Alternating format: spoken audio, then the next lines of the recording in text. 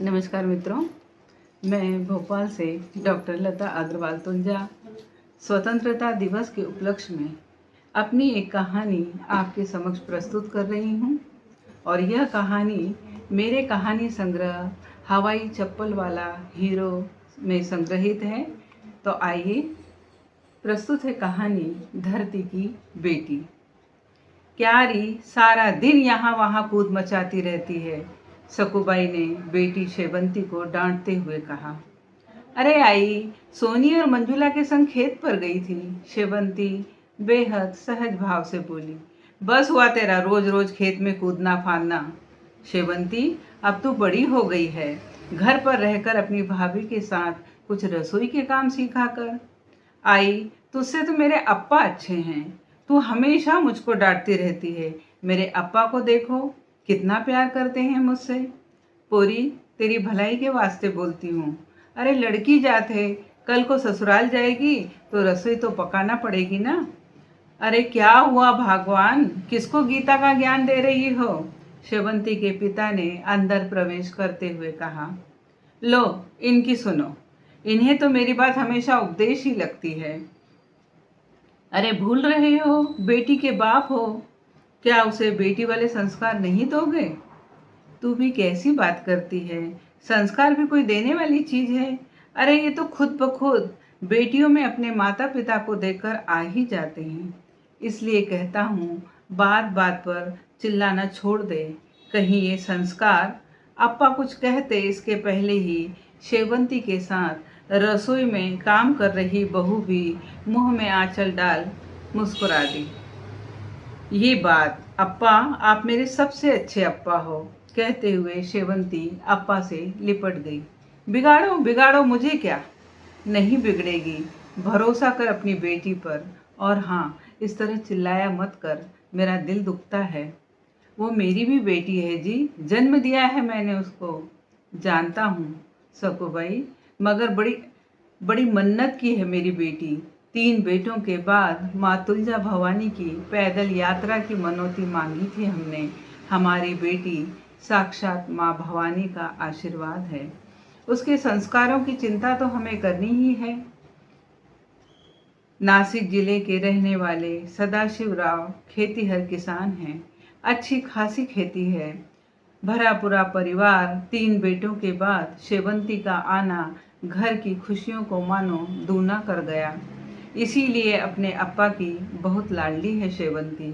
गांव के स्कूल में 11वीं कक्षा की विद्यार्थी रही शेवंती की माँ को उसके गृहस्थ जीवन की फिक्र सताने लगी, जो अमूमन हर माँ को सताती है।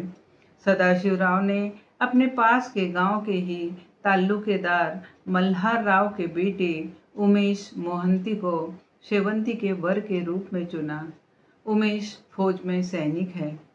अच्छा समृद्ध घर, खुशहाल परिवार, उस पर पत्नी को भरपूर प्यार देने वाला पति उमेश बेटी की गृहस्थी की गाड़ी को सुखपूर्वक चलते देख सबसे अधिक खुश थे शेवंती के अप्पा।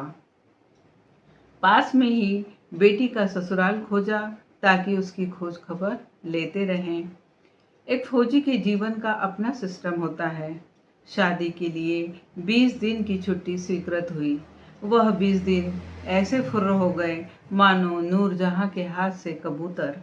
उमेश जल्द ही आने का वादा करके वापस अपनी नौकरी पर चला गया, किंतु सीमा पर चल रहे हालातों ने उमेश को इजाज़त नहीं दी कि शेवंती के साथ और वक्त गुजारे।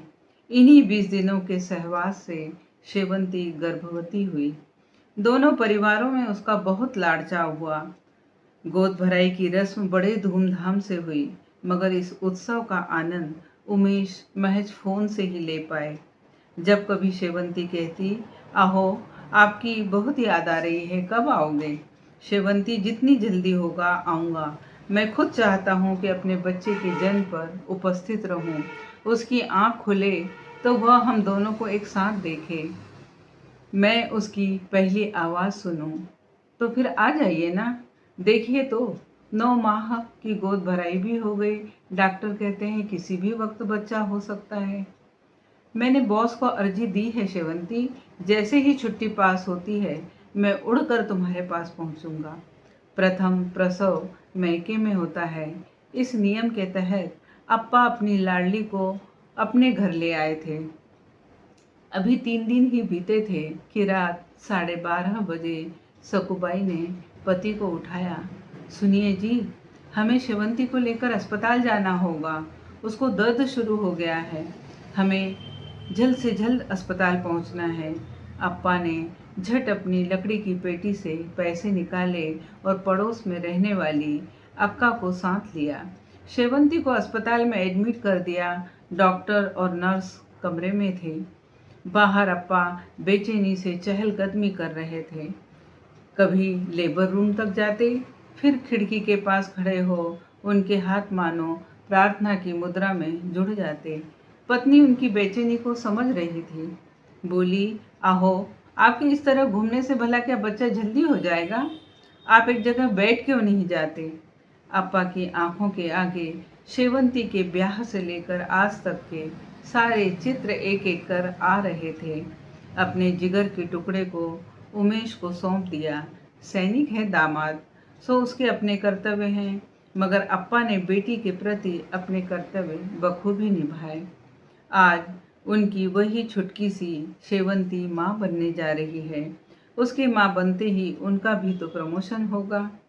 उनकी सोच की दिशाएं यहाँ वहाँ विचर रही थीं कि पहले नर्स कमरे से बाहर निकली और पीछे पीछे डॉक्टर। वे झट दौड़ पड़े। काय झालंय हो डॉक्टर साहेब? माझी लेकरूला कसं काय हो? क्या हुआ डॉक्टर साहब, मेरी बेटी को? कैसी है वह? तभी अक्का भी पीछे से दौड़ती दौड़ती आई। डॉक्टर, मुलगा की मुलगी? डॉक्टर, बेटा है या बेटी? अहो, मुलगं झालंय तुमची पोरला आणि दोघंही स्वस्थ आहेत। अरे, लड़का हुआ है आपकी बेटी को और दोनों ही स्वस्थ हैं, डॉक्टर ने खुश होते हुए कहा। खूप खूप आभार डॉक्टर साहिबा, खूप खूप आभार। अप्पा हात जोड़कर विनम्र भाव से बोले। अमी बघू शकतो काय लेकरूला? हम देख सकते हैं क्या बच्चों को? अभी नहीं, थोड़ी देर में बच्चे और उसकी माँ को लेबर रूम से निकाल कर दूसरे कमरे में शिफ्ट किया जाएगा, तब देखिएगा। अप्पा ने पहला फोन दामाद को लगाया। अहो, तुमचं प्रमोशन झालंय, तुम्ही सुद्धा अप्पा झालाय हो, लेकरू आलाय तुमचं। सुनो, तुम्हारा प्रमोशन हुआ है, तुम भी पापा बन गए हैं, तुम्हें बेटा हुआ है। सच? उमेश ने खुश होते हुए कहा। मैं अभी अपनी छुट्टी के बारे में बात करता हूँ। कितनी जल्दी हो निकलता हूँ। सदाशिव की खुशी न संभलती थी। फिर उन्होंने समधी को फोन लगाया। समधी जी, बधाई हो, आपकी मूछ पकड़ने वाला आ गया है। सच? आप तो मूछ रखते नहीं, फिर भी आपको भी बधाई। हम अभी निकलते हैं। तब तक शेवंती को कमरे में शिफ्ट कर दिया था। सबसे पहले अप्पा ने बच्चे को गोद में लिया और बच्चों की तरह उससे तोतली जबान में बोलने लगे, मानो बच्चा अभी उनसे बात करने लगेगा। अले अले मेरा छोटा सा फौजी, बस तेरे अप्पा आ गए। फिर बच्चे की खबर सुन घर से शेवंती के भाई भी दौड़े दौड़े चले आए। अरे बच्चों, तुम मामा बन गए हो, शेवंती को बेटा हुआ है। वे भावुक हो अपने बेटों से बोले। आई, इसके पापा को फोन किया क्या? शेवंती ने पूछा। इतनी देर? तेरे अप्पा को तसल्ली है क्या? सबको फोन कर दिया उन्होंने। दामाद जी बोले हैं जैसे ही छुट्टी मिलती है वे निकलते हैं। तेरे सास ससुर भी अभी आते ही होंगे। अरे, समधी आने वाले हैं और मैं मिठाई अभी तक नहीं लाया। मेरा भी दिमाग ना अप्पा को समझ ही नहीं आ रहा था, क्या करें क्या ना करें। खुशी से बावले हुए जा रहे थे। वे झट बाजार की तरफ निकल गए। लगभग आधा घंटे बाद वे बाजार से लौटे तो उनके दोनों हाथों में मिठाई के डब्बे थे। एक थैली में बच्चे के खिलौने थे, किंतु अस्पताल के दरवाजे पर तीनों बेटे मुंह लटकाए खड़े थे। अरे बच्चों, तुम मामा बन गए हो, ऐसे मुंह लटकाए क्यों खड़े हो? देखा शेवंती के बच्चे को? अप्पा, बहुत बुरी खबर है, बेटा बोला। बहुत बुरी खबर? क्या हुआ? वो जीजू, अपनी शेवंती के पति, गोली लगने से वे शहीद हो गए हैं। अप्पा को लगा मानो किसी ने उनके कान में उबलता हुआ तेल डाल दिया। कौन बोला रे तुमको ये फालतू बात? अप्पा झुंझलाकर बोले। अप्पा, शेवंती के ससुराल से फोन आया है। आपसे खुशखबरी सुनकर वे यहाँ आने की तैयारी कर ही रहे थे कि सेना के ऑफिस से फोन आया। अप्पा, वहाँ बहुत हड़कंप मचा है। अप्पा के हाथों से मिठाई के पैकेट खुलकर सड़क पर फैल गए। खिलौने बेजान से नीचे पड़े थे। इतनी मनहूस खबर सुन अप्पा भी निर्जीव से ही हो गए थे। उनकी आंखों के आगे अंधेरा छा गया था।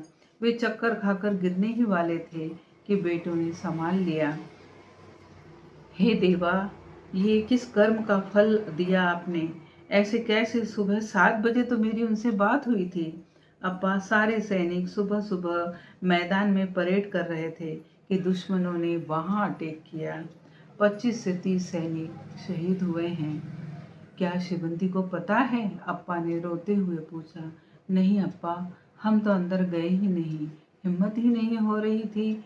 आपका ही इंतजार करते खड़े हैं। बेटा, सबसे पहले किसी भी तरह शेवंती के कमरे के टीवी का तार निकाल दो। उसे कोई भी मोबाइल मत देना, वरना उसके दिमाग पर असर हो जाएगा। अभी वो बहुत कमज़ोर है। कुछ ही घंटे तो हुए हैं मेरी बेटी प्रसव पीड़ा से गुजरी है, और ईश्वर ने ये, हे भगवान, कैसा न्याय! ये मेरी समझ में नहीं आ रहा। साल भर में विधवा हो गई मेरी बच्ची। अप्पा अपने हाथों ही अपने सिर पर थप्पड़ मार रहे थे। तभी अक्का उन्हें देखते हुए बाहर आई। आ गए भैया, ले आए मिठाई। मेरी बेटी को कुछ मत बताना अक्का, कहते हुए अप्पा अक्का के पैरों में गिर पड़े। अरे मगर हुआ क्या? क्या हो रहा है ये सब? क्या न बताऊं शेवंती को? और ये मिठाई और खिलौने ये इस तरह मिट्टी में क्यों पड़े हैं? अक्का, हमारा दामाद शेवंती का पति शहीद हो गया अक्का। अप्पा जमीन पर बैठ रोने लगे। हाय राम, ये कैसी मनहूस खबर सुना रहे हो भाई? मैं भी यही कहता हूँ अक्का, यह खबर सुनने से पहले मुझको मौत क्यों ना आ गई।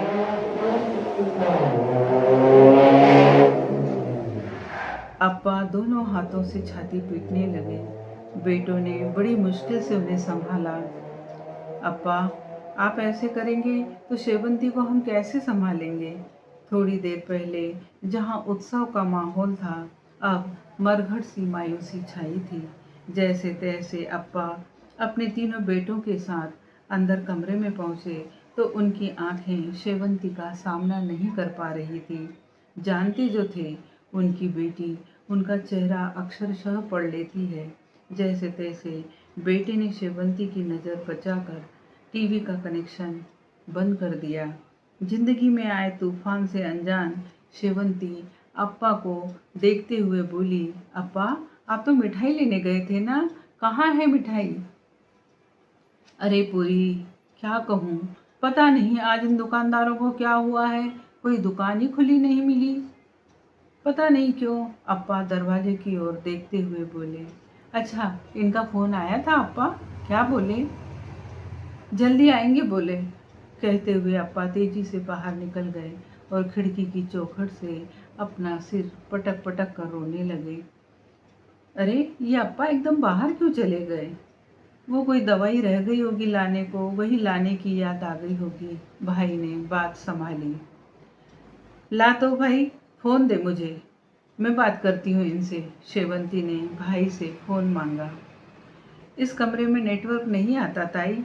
घर से भाभी ने सभी के लिए खाना भेजा, मगर सिवाय शेवंती के किसी ने खाना नहीं खाया। भोली शेवंती जीवन में मिली इस खुशी का जश्न मनाने में मसरूफ थी। उसका मासूम मन भविष्य की इस दुर्घटना को पढ़ नहीं पाया।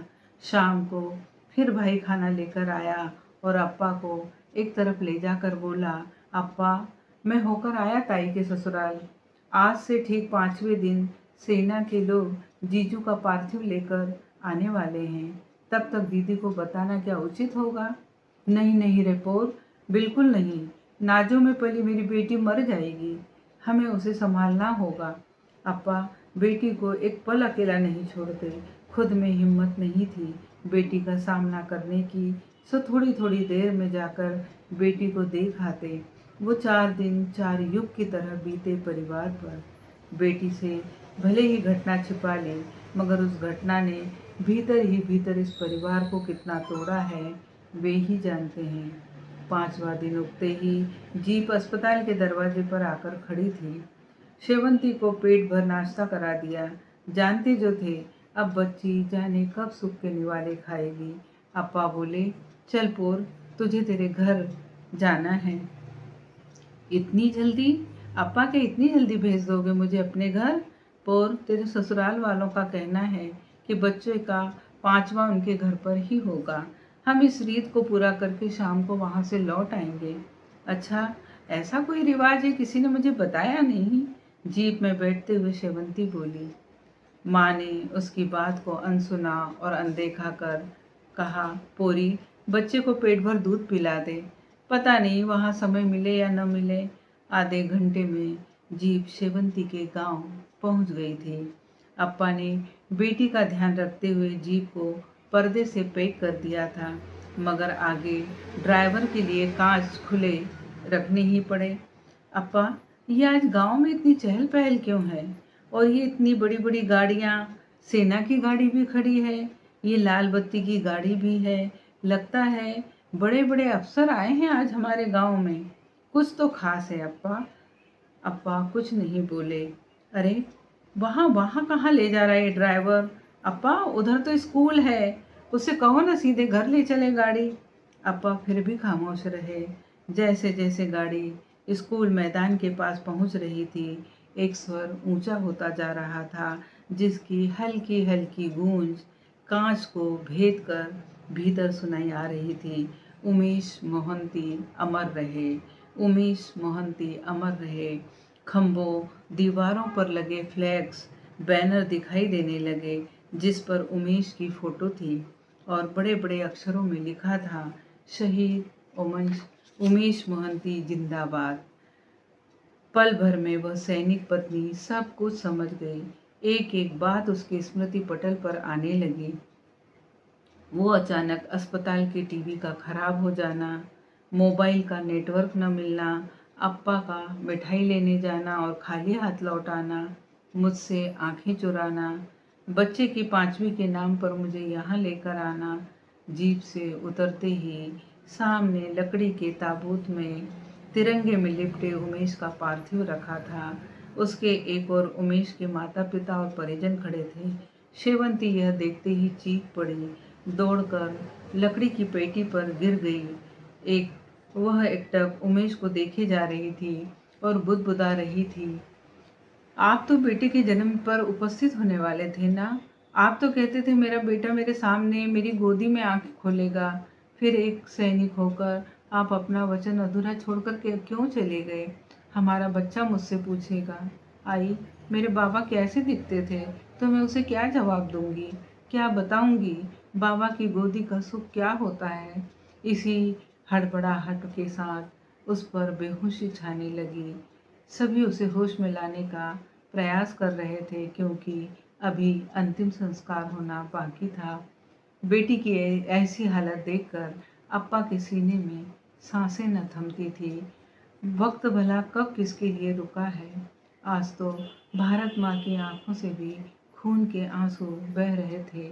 जब उमेश का पार्थिव चिता पर रखा गया, उसके पिता के एक हाथ में चिता की लकड़ी थी, तो दूसरे हाथ में उमेश का 5 दिन का नवजात। चिता की नवजात के हाथों अग्नि देने का संस्कार पूर्ण हुआ। वह शिशु अभी इस धरती पर आया ही था कि विधाता ने उसे जन्म और मृत्यु के फंदे में जकड़ दिया। वह नहीं जानता जन्म का उत्सव और मृत्यु का शोक। एक शहीद की चिता धू धू कर जल रही थी। 2 माओं की कोख आज उजड़ गई थी। एक सुहागन का सिंदूर शत्रुओं की भेंट चढ़ गया था। उधर टेंट और माइक लगी सभा में अफसर द्वारा उमेश की बहादुरी के किस्से सुनाए जा रहे थे। शोक संदेश के साथ घोषणा की जा रही थी, सेना द्वारा शहीद उमेश मोहंती की पत्नी को समस्त सुविधाओं के साथ इसी स्कूल में नौकरी दी जाएगी। अभी घोषणा पूरी ही हुई थी कि अचानक 5 दिन की वह प्रसूता शेवंती उठी।